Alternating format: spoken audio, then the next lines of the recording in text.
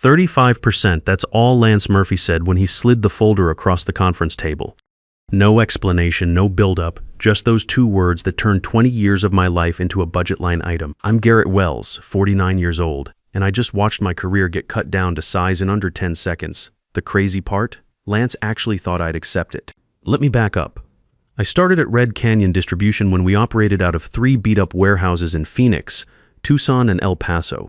This was back in 2004, when our computer system couldn't track a shipment if it crossed state lines without someone manually calling ahead. I was fresh out of the Marines, had some logistics experience from moving supplies through Afghanistan and Iraq, and needed a job that didn't involve people shooting at me. Those military years taught me something most corporate types never learn, how to see the whole picture while managing 1,000 moving parts. In Kandahar, if you miscalculated a supply convoy route, people died. In Afghanistan, weather delays weren't just inconveniences, they were life or death decisions. That mindset served me well in civilian logistics. The stakes were lower, but the principles were the same. Over 20 years, I became the guy everyone called when everything went sideways. Truck breaks down in the middle of the Sonoran Desert at 3 a.m. Call Garrett. Customs holds up a cross-border shipment at the Nogales crossing. Garrett knows which broker can fix it in 2 hours instead of 2 days. Flash flood washes out Interstate 10 between Phoenix and Tucson. Garrett has backup routes mapped out already, including the weight restrictions on rural bridges that most people don't even know exist. I didn't just manage operations, I built the entire Southwest freight network from scratch. Every mile of highway from California to Texas. Every choke point that causes delays. Every customs officer who could speed things up or slow them down. I knew it all. When the automotive plants in Hermosillo needed just-in-time parts delivered or their production lines would shut down, costing them $50,000 per hour, my network made it happen.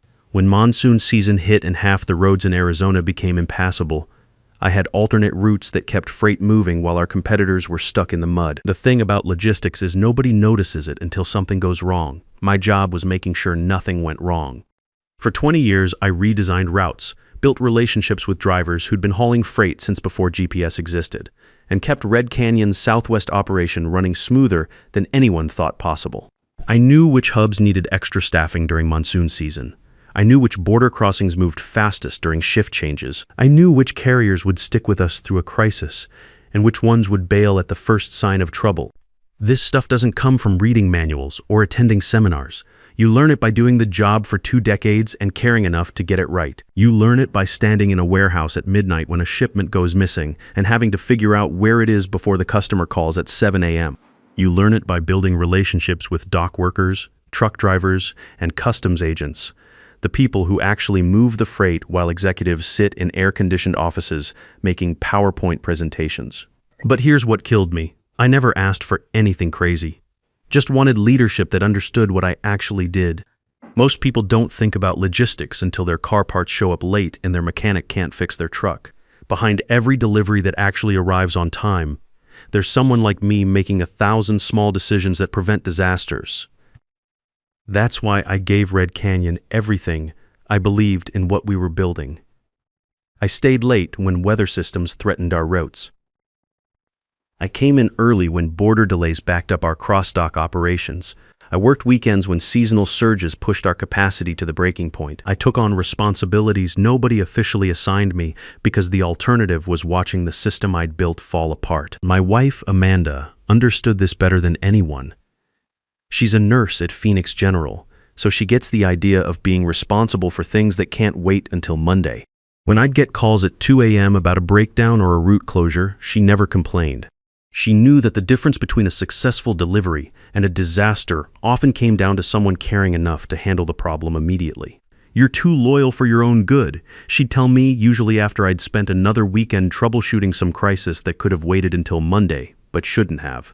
That company doesn't deserve what you give them. Turns out she was right. When someone spends years telling you they value your dedication, then treats you like you're disposable, it hits different.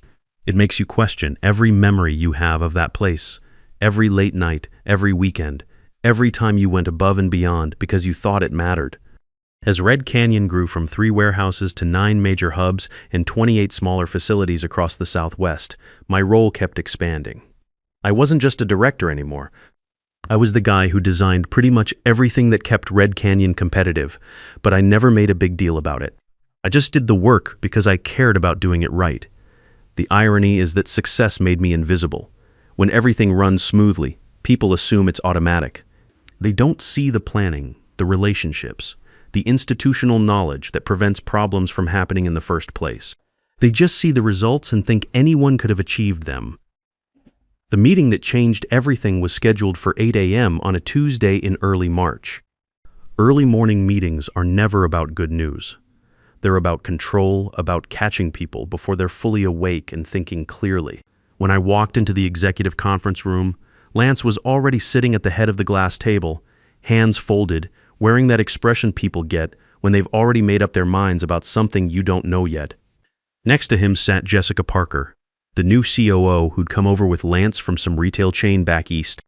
Jessica had this practice smile from her MBA program, the kind that says people are just numbers on a spreadsheet, and she's really good with spreadsheets. "Garrett, thanks for coming in," Lance said, using that fake warm voice they teach executives in leadership seminars. I sat down across from them, morning sun casting long shadows on the polished table. The view from up here was nice. You could see the whole Red Canyon complex, trucks coming and going, the machine I'd built humming along perfectly. He pushed a folder toward me like he was handing over a restaurant menu. "We've been looking at compensation across the operations division. Found some areas that need adjustment to match current industry standards." Industry standards. I'd heard that phrase before during my years, watching corporate consultants come and go. It always meant the same thing. "We found a way to pay you less, and we're going to dress it up in business language so it sounds rational." I kept my voice steady. "What kind of adjustments?" Jessica tapped her tablet like she was delivering a medical diagnosis. "Your current salary is significantly above the national average for logistics directors in companies of similar size." National average. Sure, if you ignore that most other directors handle one facility, maybe two, not a multi-state network with cross-border operations and seasonal surges that can make or break automotive production schedules. If you ignore that those other directors didn't build their networks from scratch during the biggest expansion period in Southwest logistics history. But I let her talk. "We're proposing a salary adjustment," Lance continued, his voice getting that careful tone executives use when they're about to hurt you. 35% reduction, plus performance bonuses tied to measurable cost savings and efficiency improvements. Right there, I knew they didn't understand anything about what I'd built or how it worked.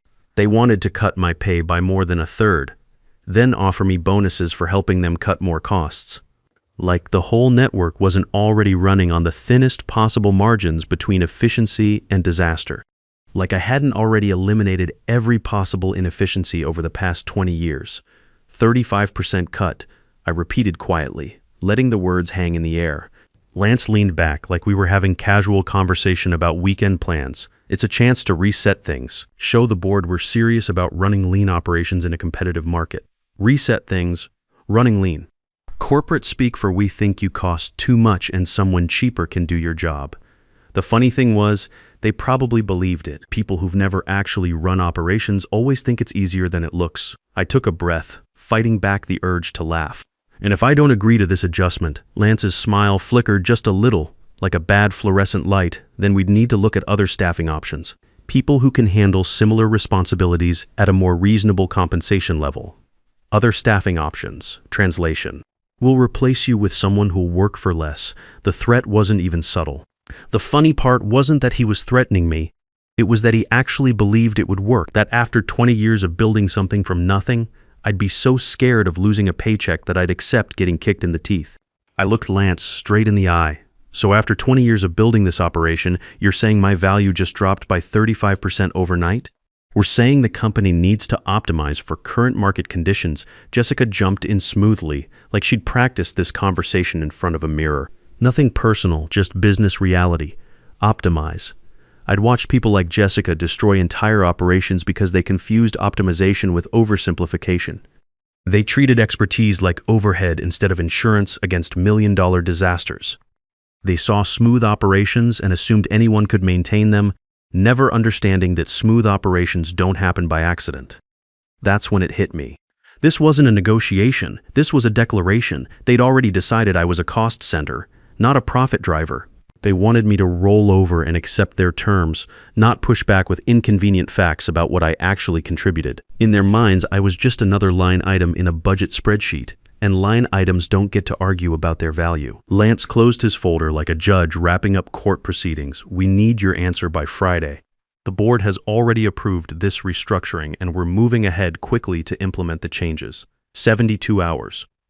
72 hours to decide whether to accept getting financially humiliated or walk away from 20 years of my professional life. 3 days to choose between swallowing my pride and starting over at 49 years old. Got it, I said, standing up slowly. I'll have an answer for you Friday. When I walked out of that room, I didn't head straight back to my office. I needed real air, not the recycled corporate atmosphere that always smells like copy toner in desperation. I went out to the loading dock and watched forklifts buzzing around like worker bees, drivers checking manifests, supervisors coordinating the morning sortation. None of them knew the hive was already cracking from the inside. I stood there for maybe 10 minutes, replaying Lance's words, reset things, industry standards, optimize, market conditions. Every phrase sounded so clean, so calculated, so completely disconnected from what I actually did every day. People like him make decisions from conference rooms filled with charts and projections. People like me keep companies from falling apart in the real world where trucks break down, weather doesn't follow forecasts, and customers don't care about your excuses when their freight doesn't arrive. That's when I realized something that should have been obvious. Lance had never actually run anything. He'd managed people who ran things. Sure, he'd optimized operations that other people built, but he'd never been the guy standing in a warehouse at midnight trying to figure out how to reroute 50,000 packages because a bridge washed out. He'd never had to explain to a customer why their critical shipment was delayed or convince a carrier to make an emergency pickup that wasn't in their contract. Back in my office, I didn't panic or feel sorry for myself. When life sucker punches you, the worst thing you can do is freeze up and hope someone else fixes it. Instead, I opened my desk drawer where I kept 20 years of proof, every performance review, operational report, efficiency study, and cost savings analysis I'd produced. Not some sentimental collection of memories, hard evidence of every dollar I'd saved Red Canyon, every crisis I'd prevented, every disaster I'd quietly rerouted before it hit anyone's radar, contract retention rates that stayed above 95% because of carrier relationships I'd built from scratch, seasonal bottlenecks eliminated because of capacity models I developed through trial and error, millions in potential losses prevented because I caught routing problems before they turned into federal compliance nightmares or customer defections.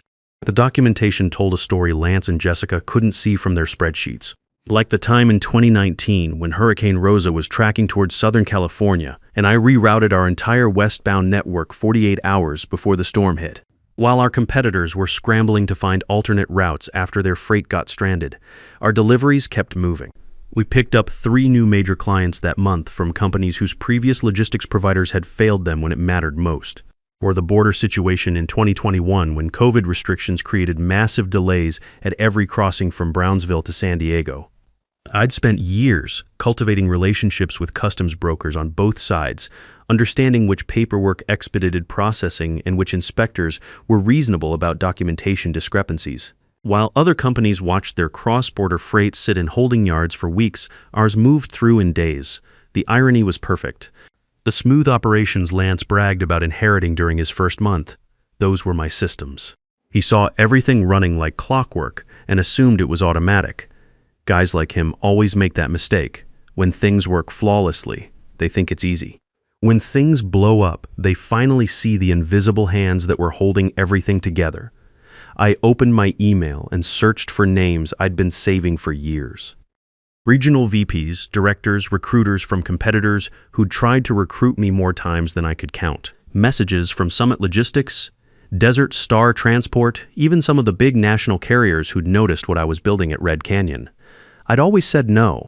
Loyalty used to be my thing, but loyalty becomes stupidity when you're being loyal to people who treat it like a discount coupon. I wrote 4 messages. Short, professional, honest. I didn't oversell myself or beg for opportunities, just said I was exploring new options and would be open to discussions. I mentioned I had extensive Southwest network experience and a track record of building profitable operations from scratch. Before hitting send, I called Amanda.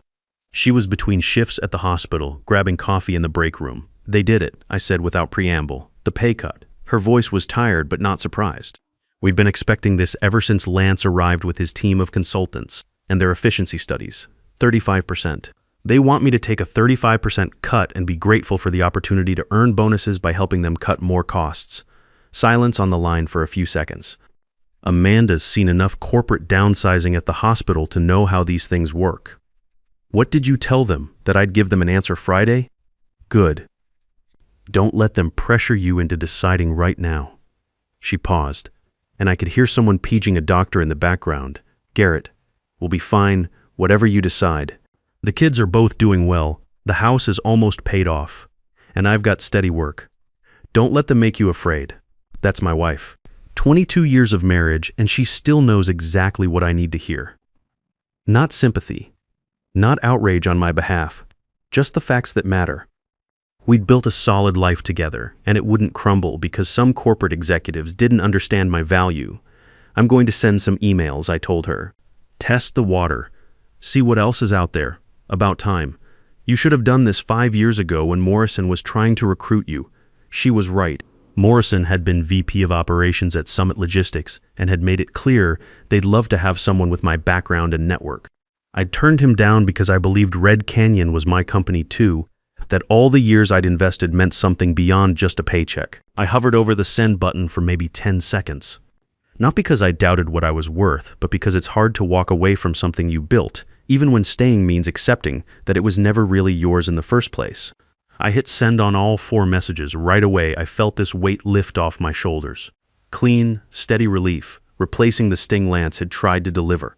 Within 2 hours, I had responses from 3 of the 4 companies. Within 6 hours, I had preliminary phone interviews scheduled with Summit and Desert Star. By Wednesday afternoon, I was driving to Summit's headquarters in Tempe for a face-to-face meeting with Carl Davidson, their CEO. Carl was everything Lance wasn't. Mid-50s Spart, started in logistics as a dock worker, understood operations from the ground up. He'd built Summit from a small regional carrier into a serious player in Southwest freight. When I walked into his office, the walls were covered with route maps, carrier certifications, and photos of facilities under construction. This was someone who understood what we actually did for a living. Garrett Wells, he said, standing up from behind a desk covered with shipping manifests and capacity reports. I've been hoping we'd have this conversation for about 5 years now. We talked for 2 hours, not about salary or benefits, but about logistics, about the challenges of cross-border operations, the complexity of managing seasonal surges, the relationships that make the difference between success and failure. Carl understood that good operations management isn't about following procedures. It's about preventing the situations where procedures break down. We're expanding aggressively into automotive logistics, he told me, the just-in-time delivery market. But I need someone who understands that one missed delivery can shut down an entire production line. I knew that market inside and out. Red Canyon handled parts delivery for 3 major assembly plants, and I'd designed the routing protocols that kept their lines running. What would you want from me? I asked. Executive Vice President of Southwest Operations. You'd have complete authority over routing, carrier relationships, and facility operations from California to Texas. Build it however you think it should work. The offer he made was 45% more than my current salary at Red Canyon, plus equity participation and performance bonuses tied to growth, not cost-cutting. They wanted to expand, not shrink. They valued experience, not youth. They understood that good people cost money because bad people cost more. I told him I'd need until Friday to give him an answer, even though I already knew what that answer would be. Friday morning felt different, sharper. I walked into Red Canyon knowing it was my last day as operations director, and somehow that made everything clearer. My resignation letter was sitting on my desk like a promise I was ready to keep. I picked it up and walked straight to the executive floor. Lance's assistant looked up, surprised to see me without an appointment. He's in a meeting with the quarterly review team. Trust me, he'll want to take this one, I said, and pushed open the conference room door before she could stop me. Lance and Jessica looked up from whatever charts they were reviewing, expressions switching between annoyed and fake professional. 4 other executives I didn't recognize were sitting around the table, probably more consultants brought in to optimize things they didn't understand. I placed the envelope right in front of Lance. My decision, I said simply. Lance hesitated before opening it. like he sensed this wasn't going to go the way he'd planned. When he read the first line, his eyebrows shot up. "You're resigning." "Effective in 2 weeks, I'll make sure everything gets transitioned properly," I confirmed. He blinked like this possibility had never occurred to him. "Garrett, we figured you'd take the weekend to think it over." The adjustment wasn't set in stone. It was a starting point for discussion. I almost laughed out loud. "Lance, that wasn't a discussion, that was a message, and I heard it loud and clear." Jessica leaned forward with that artificially sweet tone executives use when they realize they miscalculated. "I'm sure we can work out terms that recognize your experience while meeting our budget constraints." I shook my head. "You had 20 years to do that." Silence filled the room like dust settling after an explosion. Not hostile silence, just the quiet that comes when everyone realizes the conversation is over. Except it wasn't my resignation hanging in the air, it was theirs. "We have capable managers who can take over your responsibilities," Lance said, sounding defensive now. "This won't be as disruptive as you think." "You're right," I agreed. "You won't notice anything today or tomorrow, maybe not even next week." I let that sink in for a second. "But you will notice." I watched his face twitch slightly. "Are you saying the operation can't function without you?" "I'm saying systems don't run on paperwork alone," I replied calmly. "You just eliminated the institutional knowledge that kept this place from collapsing under its own complexity." "Where are you going?" he finally asked. "Summit Logistics." "They offered me Executive VP of Southwest Operations. I'll be building their new automotive logistics network from the ground up." The color drained from Jessica's face. She suddenly understood what that meant. Summit wasn't just another competitor. They were Red Canyon's fastest growing threat in automotive logistics. And now they'd have the guy who designed Red Canyon's most profitable operations. "I'll have the transition documents finished by end of day," I said, standing up. "After that, the network is all yours to optimize." Walking out of there, I didn't feel like I'd won some big victory. Just felt relieved, like finally setting down a heavy bag I'd been carrying for years without realizing how much it weighed. My 2-week notice period was like watching a slow-motion train wreck. Not the kind that announces itself with loud crashes, but the quiet kind where things just start falling apart piece by piece until the whole system collapses. By Monday of my first week, the first crack showed up. One of the routing analysts, someone Lance figured could handle my responsibilities, approved a freight consolidation between our Phoenix and Albuquerque hubs without checking weight restrictions for that corridor. Any Southwest ops manager who's been doing this for more than a month knows those limits change seasonally based on road conditions. That morning, 2 of our trucks got stopped by inspectors because they were overweight. The fines were manageable, but the delay meant we missed our delivery window for a major auto parts client. One delay by itself isn't the end of the world, but in logistics, delays never stay isolated. They spread like cracks in a windshield. Tuesday brought problem number 2.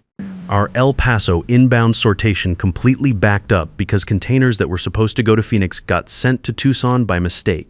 Without the predictive load balancing system I'd developed over years of trial and error, they just threw more trucks at the problem instead of actually solving it. The result? Tucson got overwhelmed. El Paso ground to a halt. Phoenix ran out of freight and every facility downstream felt the pain.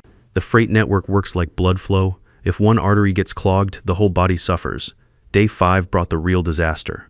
The new operations coordinator approved a carrier switch in the middle of the month without understanding our seasonal contracts. He thought he could save money by moving 2 major automotive lanes to a cheaper regional carrier.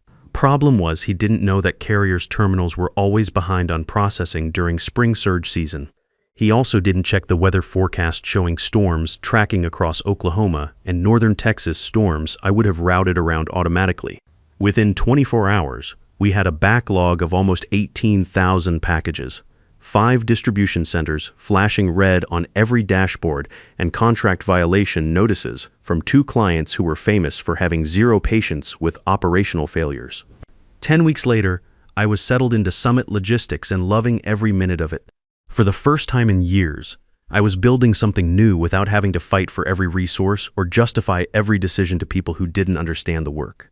Carl Davidson gave me complete authority over Southwest operations and the budget to do it right. Summit wanted my experience, my relationships, my systems. They weren't shy about saying so either. I was finalizing our new automotive logistics division when my phone rang with a number I didn't recognize. "Garrett," the voice said, and I could hear the strain immediately. "It's Lance." For a few seconds, I didn't respond. The collapse must have gotten bad enough that he couldn't hide it from the board anymore. "I'd like to discuss bringing you back to Red Canyon in a senior executive role." Interesting choice of words considering the state their operation was in. "I'm listening," I said.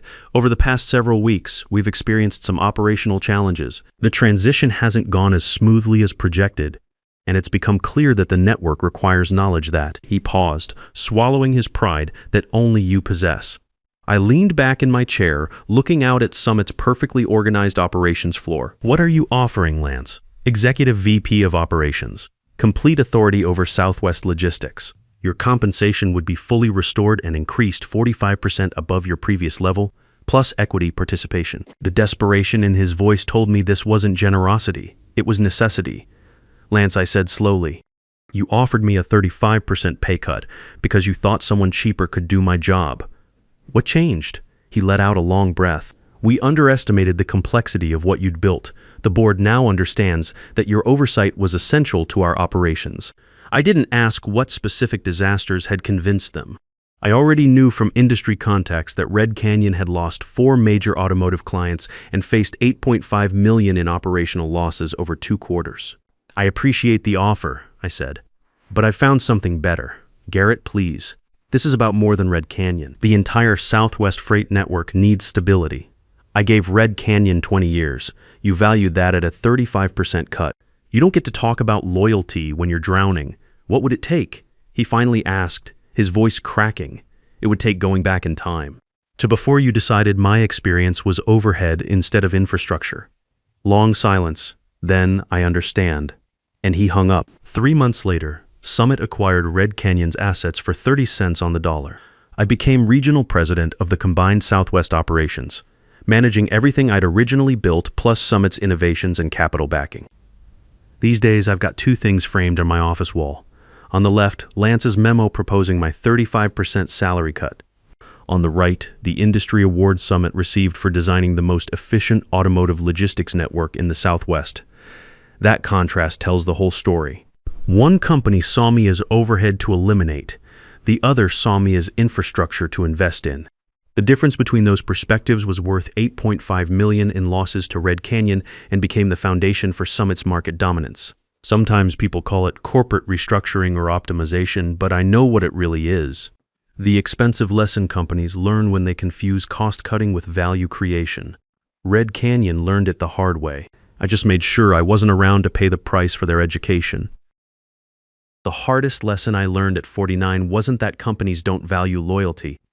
It's that your worth isn't determined by who's willing to pay for it, but by who's willing to invest in it. When you've spent decades building something with your hands and your mind, walking away isn't giving up. It's finally understanding that the foundation you built can support something even greater somewhere else.